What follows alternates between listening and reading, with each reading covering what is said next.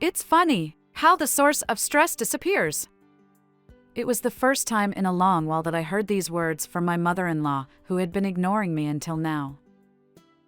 At first, I didn't understand why I should try to please her when it was my mother-in-law's selfish actions that had caused her to stop talking and inconvenience her grandchild. My mother-in-law has always lived a carefree and selfish life. We live together, and while I work, she's a stay-at-home mom, but doesn't do any household chores. My overly independent mother-in-law often leaves the house, and her actions are full of mysteries. I was so frustrated with my mother-in-law that I left home and ended up staying with my father-in-law. However, when I returned to my family home to verify what I had heard from my father-in-law, I was surprised to find that my mother-in-law was living in an unbelievably different way. It's probably because of her behavior that my mother-in-law has become isolated and ignored by everyone. My name is Kate. I have been in a relationship with my husband, Josh, since our student days, and we got married right after graduating. We had no worries about our marriage right after graduating because we both had secured jobs as civil servants. I had a job lined up as a local government employee at the ward office. And Josh became a busy national government employee. Even though Josh is busy, he takes care of various things around the house, making him a reliable and good husband. While I'm very happy to see Josh, who works diligently, succeed in his career, as the years of service increase, he has also experienced frequent transfers. We support Josh's transfers as they also signify career advancement in his role as a national government employee. Since he can be posted anywhere in Japan, including rural areas, solo assignments have become common. If the transfer location is close, he can come home on weekends, but when it's far away, there have been times when we couldn't see each other for over a year. My son Seth graduated from junior high school and went on to attend a boarding high school. While I naturally support Seth's choice to pursue his desired education, as a mother, I sometimes feel lonely when both Josh and Seth are away for extended periods and don't come home often. However, in reality, the absence of the two of them is not that big of an issue for me. My biggest problem is living with my in-laws at Josh's family home. The main culprit of the issue is Josh's mother, Jenny. Jenny lives a carefree and laid-back life to the point where her husband, Zach, is often exasperated by her behavior. In particular, she has not only expressed a dislike but also admitted to being bad at household chores before we started living together. I used to enjoy household chores, so I didn't pay much attention to it, but Jenny's inability to do household tasks was beyond what I had imagined. Surprisingly, the first thing I did after getting married was cleaning up the house, as it was quite messy when I moved in. And since we started living together, I ended up doing all the household chores. It seemed that Zach was the one who was most delighted about us living together, perhaps because of this. While Josh did help with household chores and tidying up, as he began to have solo assignments for work more frequently, my responsibilities inevitably increased. I found out after marriage that Zach worked for an international company.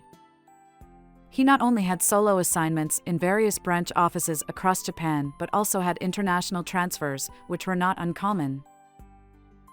Considering that, Josh's transfers within a limited domestic range are still relatively mild. After several years of living with Josh's family, both Zach and Josh started solo assignments, and at the same time, Seth also began school and moved out. As a result, I ended up living with just Jenny. I have a job, so I'm not at home during the day. Since getting married, Jenny has been a stay-at-home mom, so I tried to communicate that even though she may not like it, I would appreciate her helping out a bit, considering she seems to have free time. However, it was in vain. She would start with, "What are you talking about? Housework is the wife's duty, right? I also had a tough time when I was younger," and then launch into stories of her hardships as a wife every time. I became curious and asked Zach just once if Jenny had really struggled so much as a wife. "No, there shouldn't have been any such struggle. We've been leading the same life since the beginning of our marriage," Zach replied. All of Jenny's bragging about her past hardships turned out to be lies in the end. Jenny, who was not good at household chores, stubbornly refused to live with Zach's parents, and in the end, Zach built the current house.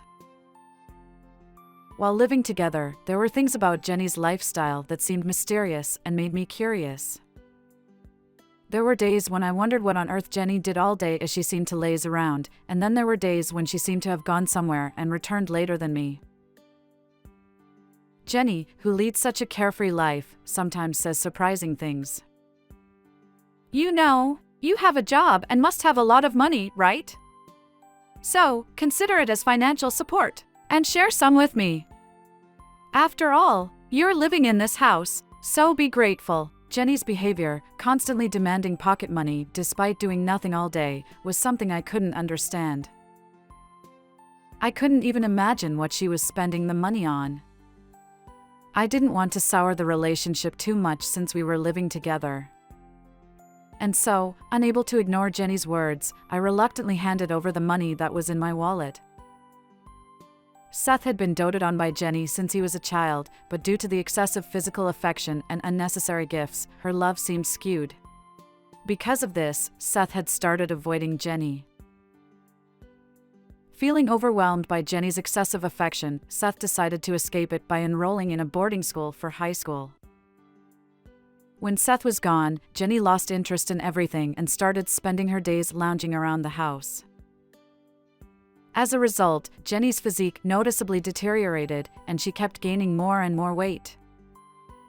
Living together, I believed that health management was important, so I made efforts to adjust the seasoning of the dishes considering Jenny's age. However, she would often complain, saying, "This doesn't have any flavor at all. What are you doing? My son's wife is completely useless." And then, she would use an astonishing amount of seasonings to add taste to the food. Afterward, Jenny continued to gain weight, and there were days when she didn't move a step all day, from the time I left for work until I returned home in the evening. Occasionally, it seems she goes out, but on such days, there are convenience store bags and snack wrappers scattered around Jenny. I worry that she might get sick if she continues like this, but Jenny completely disregards my opinion. Jenny continued to issue orders to me, even though she ignored my opinions and never looked me in the face. "Hey! Is dinner ready yet? Hurry up! I'm so hungry I can't move. Is this some kind of retaliation against me? Honestly, my son's wife here is so thoughtless.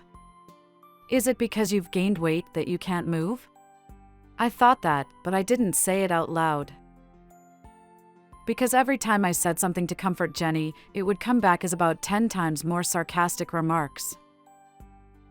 I got fed up with Jenny's attitude, so in the end, I started doing the housework without paying any attention to her.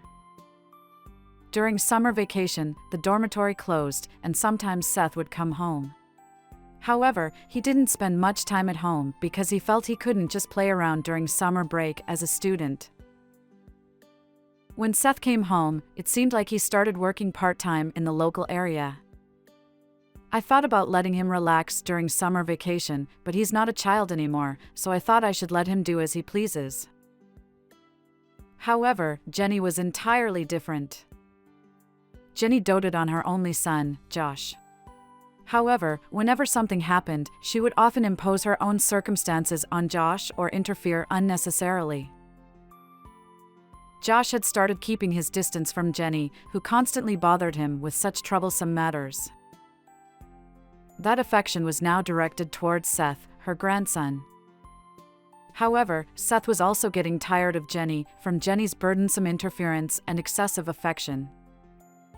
Surely, Seth seems busy every day, probably to avoid Jenny.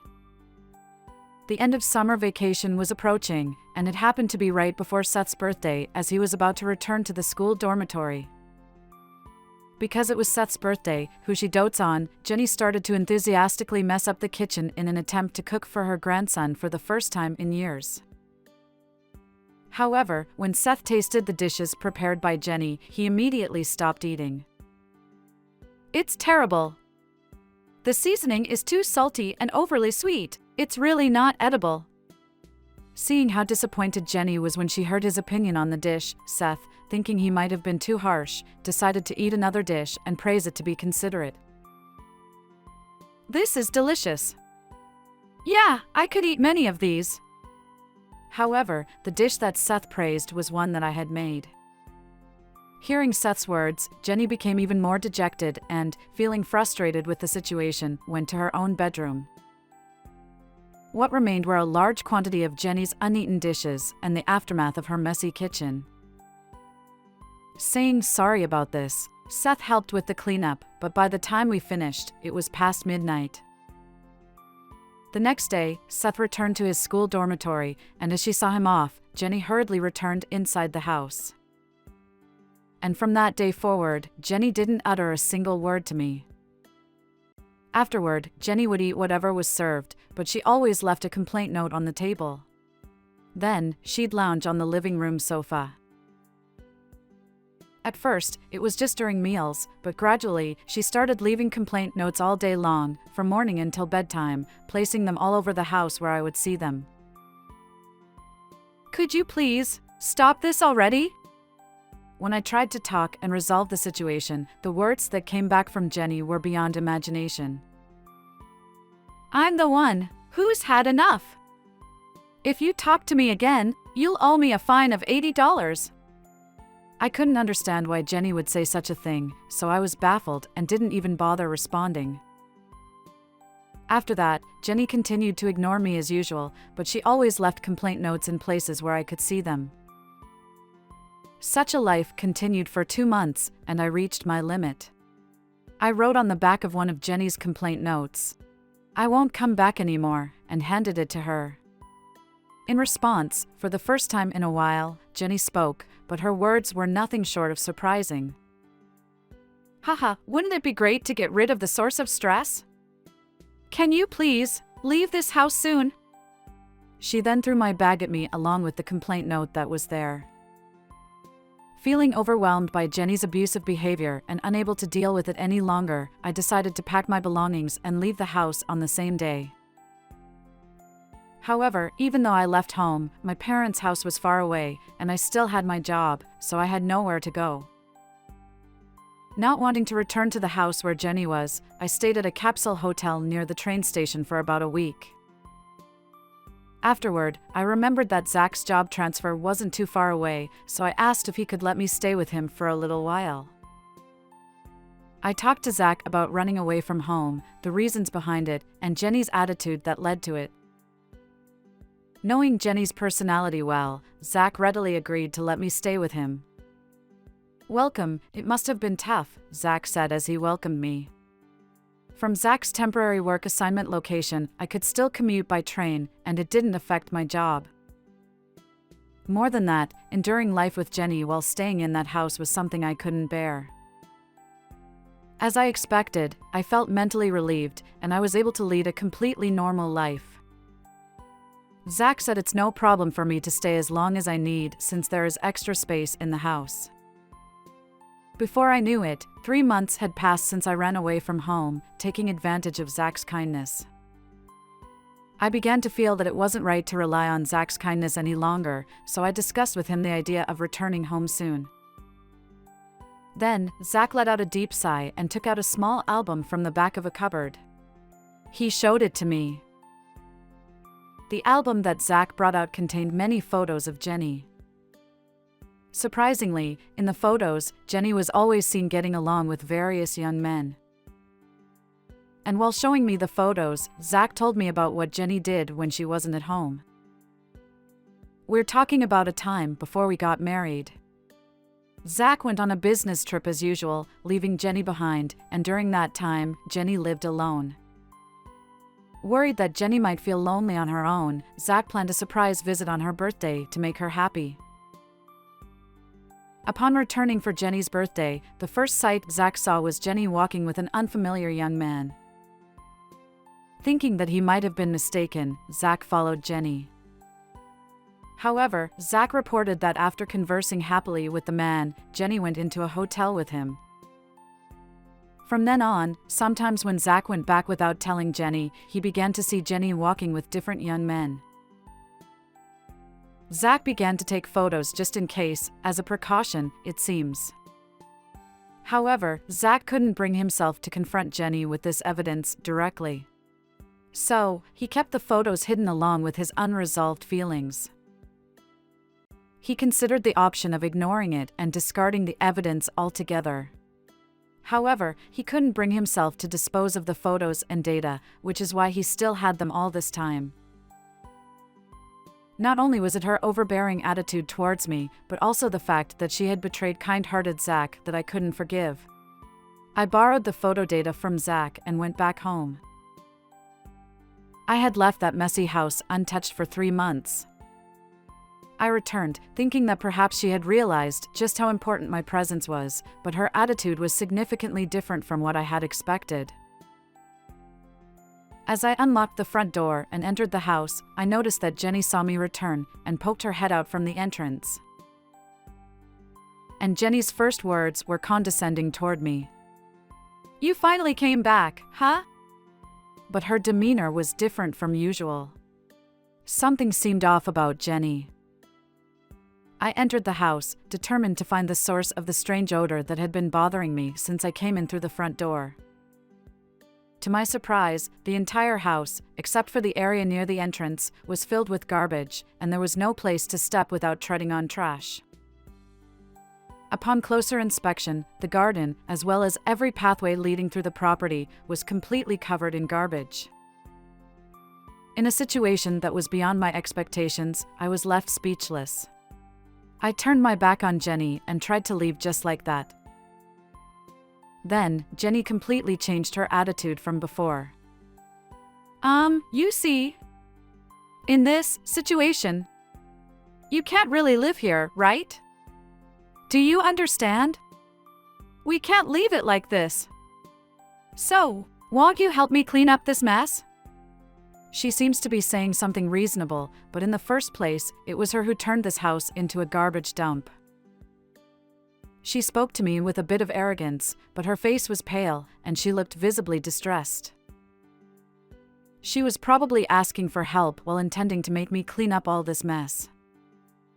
Certainly, it's impossible to live normally in a house surrounded by this much garbage. I couldn't bring myself to help Jenny, who had created this situation for herself. I explained the real reason for my return to the flustered Jenny. "Jenny, today is your birthday, right? This is a present." The moment Jenny saw what was inside the envelope I handed her, her face turned pale, and she started trembling. Cold sweat wouldn't stop pouring from her face. "What is this?"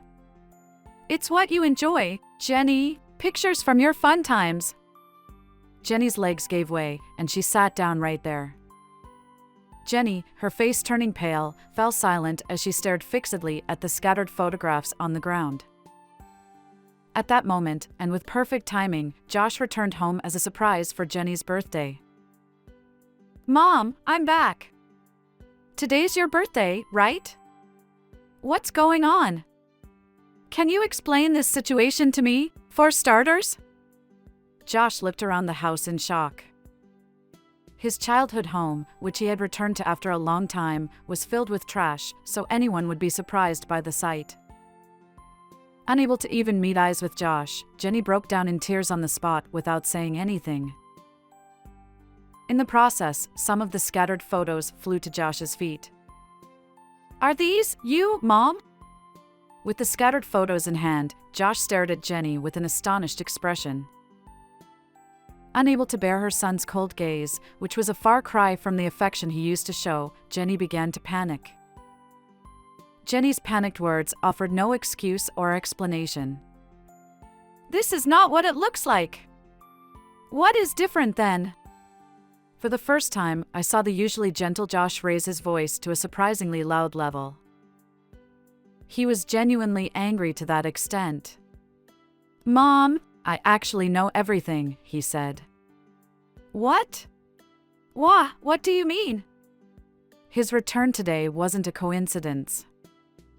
I had already told Josh about being away from home for 3 months and staying with Zach during that time. And I synchronized my return with Josh's timing. Of course, I also told Josh about the photos that Zach had hidden, but it seemed that Josh had already been suspicious of Jenny. Josh had planned to confirm the truth directly with Jenny during this visit, but unexpectedly, the entire house was filled with garbage, causing his suppressed anger to explode. "I'm sorry. I'm sorry. I'm sorry." Jenny is rubbing her head against the floor and bowing in a deep apology, but there was no indication from Josh that he was ready to forgive her. Josh had a vague suspicion that Jenny was going out at night while Zach was on a business trip. Zach had been away on business trips for a long time, and it seemed that Jenny had been going out at night to cope with her loneliness, or so Josh thought. However, Jenny's way of going out was more intense than Josh had thought, and she had become famous in places she didn't know about. I wasn't around during the day because of work, so I didn't notice, but Jenny's overly free lifestyle had become widely known in the neighborhood. Thinking back, Jenny had been living a solitary lifestyle all this time, and she had no interaction with the neighbors whatsoever. Of course, there were no visitors to Jenny's house, be it friends or neighbors. Realizing that he couldn't continue living in this cluttered environment, Josh decided to move out immediately. And so, my husband and I truly moved out of the house. I told Zach everything that had happened, including the fact that Jenny had admitted to what she had done and that Josh had been furious, leaving Jenny feeling down. I also conveyed that our home had become extremely cluttered, with no space to even walk around. And then, after heaving a big sigh, he suddenly burst into laughter.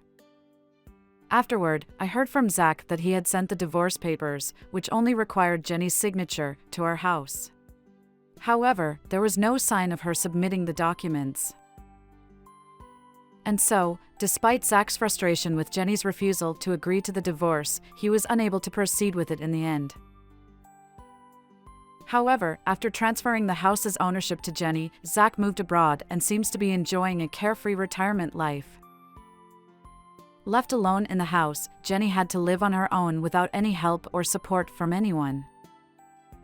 Jenny was informed that her past wild partying had become widely known in the neighborhood and had become a famous story. Knowing how she was perceived by those around her, Jenny had become unable to go out in public properly. With no income, Jenny relied solely on home delivery for her shopping, and her debts had accumulated. She couldn't even afford the maintenance costs for the house in her name. After that, nobody knew where Jenny was or what she was doing. I started a new life away from Josh's family home, but eventually, I ended up quitting my job. The reason for this was that I decided to accompany Josh on his nationwide transfer. Surely, if Seth had still been very young, I might not have considered such a thing. Seth was also enjoying dormitory life, and he understood my decision to travel around the country with Josh. Due to Josh's transfer, there was a period when we could live near Seth's school. At that time, we were able to enjoy the pleasure of spending time together as a family after a long time. The job I'm currently doing is online, so it doesn't matter where in Japan I am located. Living with Josh involves moving almost every year, but lately, it has become something we look forward to. Certainly, moving can be a bit challenging, but more than that, traveling to different places has been a very refreshing and exciting life for me. I'm enjoying my current, free and new lifestyle to the point where I think it would have been better if I had started this way from the beginning.